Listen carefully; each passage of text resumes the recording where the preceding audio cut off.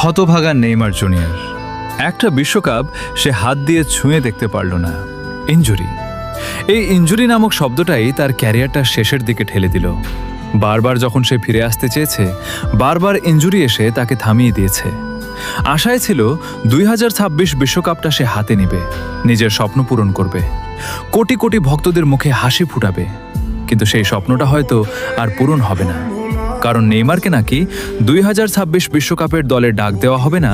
হয়তো এই বিশ্বকাপটাই তার শেষ সুযোগ ছিল। আর যদি এই সুযোগটাও হাতছাড়া হয়ে যায়, হয়তো বিশ্বকাপ ছাড়াই একদিন ফুটবল থেকে বিদায় নিতে হবে। বিশ্বকাপ পেয়েও অনেক খেলোয়াড় মানুষের প্রিয় হতে পারে না, কিন্তু নেইমার বিশ্বকাপ ছাড়া, বড় বড় অর্জন ছাড়া আজও কোটি কোটি মানুষের প্রিয় মানুষ। কারণ নেইমার শুধু ট্রফির জন্য ভালোবাসা পায় না, তার খেলা, তার স্কিল, তার ড্রিবলিং, তার লড়াই, এইসবের জন্য মানুষ তাকে ভালোবাসে।